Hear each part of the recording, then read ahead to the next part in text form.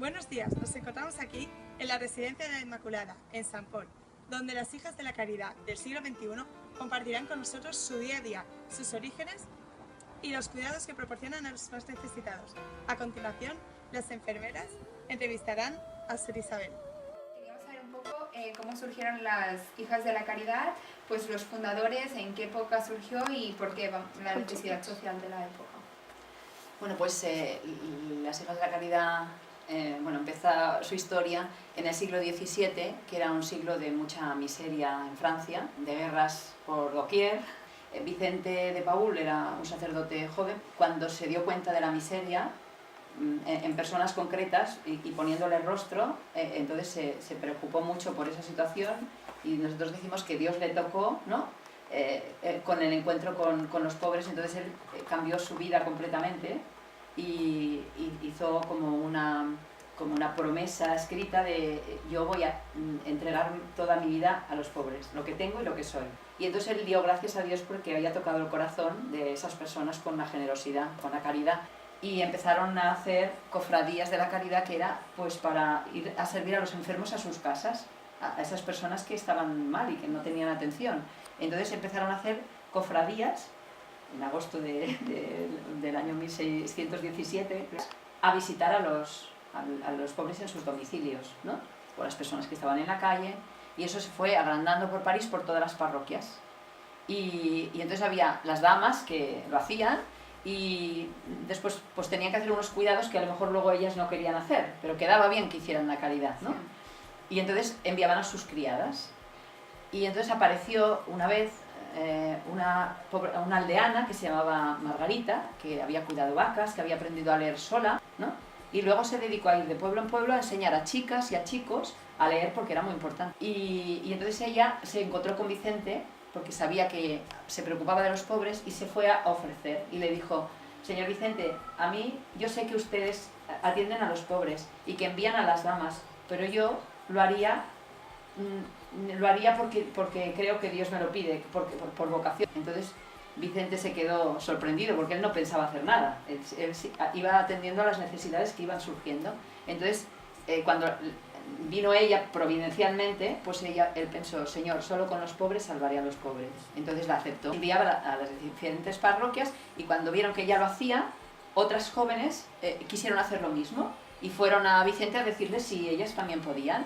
Y así empezaron no era todavía comunidad, estaban en las parroquias atendiendo a los pobres de tal zona. Entonces una estaba aquí, otra allá, pero claro, tenían una vida muy dura, porque la gente en la calle a veces tenía, no sé, muchos vicios y se metían con ellas, y bueno, era una jornada muy dura. Y entonces Luisa de Marillac era una persona, bueno, que tenía mucha fe y había estado casada y se había muerto su marido, y ella era joven y era una persona que iba mucho a la iglesia.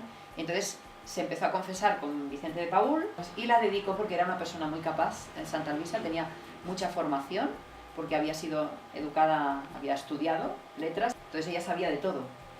Y entonces Vicente le dijo a ella que le ayudara, o bueno, ella se prestó a ayudar, y bueno, empezó a visitar las caridades que se iban formando. Dijo: ¿por qué no las reúne en su casa, ¿no? Para formarlas y para que se encuentren acogidas, que se encuentren como grupo, no solas, ¿no? Y así surgió nuestra primera comunidad, en casa de Santa Luisa, y ella enseñando. Se organizaban y no solo tenían preocupación por curar una herida o por dar de comer, sino por darles consuelo también, ¿no? Entonces él siempre iba con la voz de los pobres, y por eso estaba ahí. Entonces se dice de San Vicente que fue tan hábil y tan, bueno, lleno de Dios, que pudo sensibilizar a los ricos para que ayudaran a los pobres, y denunció las injusticias. ¿Podría decirme qué valores y requisitos debe tener una hermana de la hija de la caridad? Nuestra identidad es servir a Cristo en los pobres, corporal y espiritualmente, ¿sí? Con humildad, sencillez y caridad. Pues en principio ser una persona sana de cuerpo y espíritu, ¿no? Tener, bueno, una formación cristiana, ¿no? Tener la fe, que es lo que nos mantiene, que es nuestra vocación, y estar sensibilizada hacia a los más frágiles de la sociedad. Entonces sí que se requiere de nosotros una formación humana, espiritual, y después Vicenciana, que es nuestro carisma, ¿no? De conocer a los fundadores y saber qué pasos siguieron y cómo debemos atender a las personas, que sería con humildad, sencillez y caridad, y no solo preocuparnos del cuerpo, sino del espíritu. Hay personas que la mayoría de los dolores físicos a lo mejor se pueden calmar, pero los emocionales son muy, ¿no? Muy difíciles, tan duros que tenemos, porque son personas que están muy heridas por la vida, pues tenemos que tener una madurez para poder vivir en comunidad, para poder afrontar los problemas que nos vienen de las personas que atendemos y salir adelante. Madurez humana, madurez cristiana, madurez, ¿no? Formación profesional y una capacidad para trabajar en equipo también, ¿no? Pero esto se hace por vocación. ¿Qué han aportado las hijas de la caridad para el cuidado de enfermería? Pues a las hijas de la caridad, como atendían a los enfermos en sus propias casas, las llamaron para atender en los grandes hospitales que entonces existían, pero que no tenían, bueno, que tenían, eran de beneficencia, pero no había una profesionalización, o bueno, hacer las cosas sistemáticamente, a nivel de higiene, bueno, a nivel de muchas cosas que son necesarias en sanidad. Entonces las hermanas colaboraban con los médicos y que las hermanas sabían más que ellos, ¿no? Porque estaban continuamente en contacto con la necesidad y, bueno, habían sido responsables de planta y nosotras de hospitales por supervisoras y después las hermanas eran muy organizadas, entonces la organización,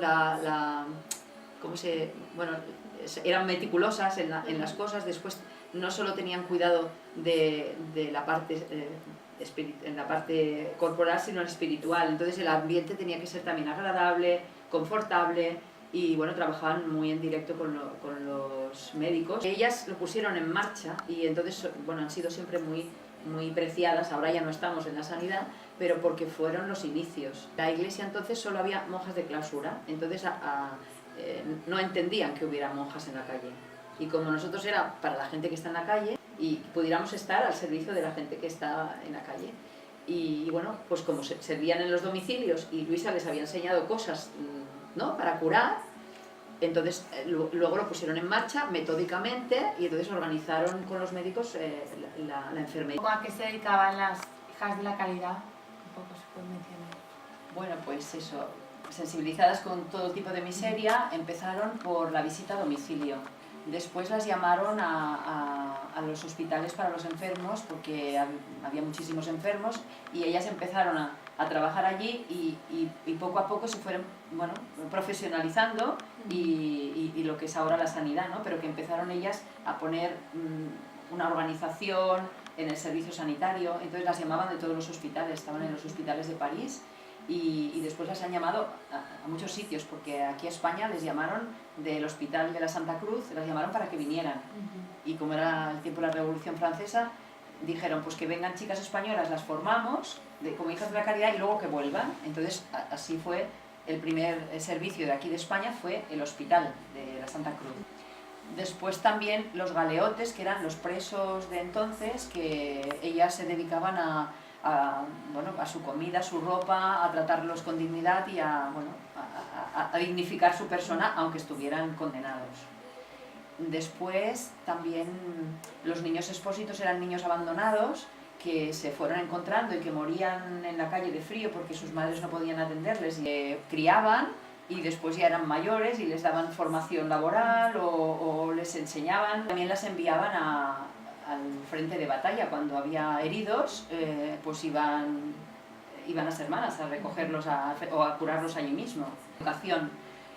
Las mujeres no tenían acceso a la educación porque tenían que ser las mujeres de la casa, no es como ahora, y entonces ellas se dedicaban en los pueblos a enseñar a las niñas. Entonces la educación también tuvo un avance con ellas. ¿Por qué decidió consagrarse a las hijas de la caridad?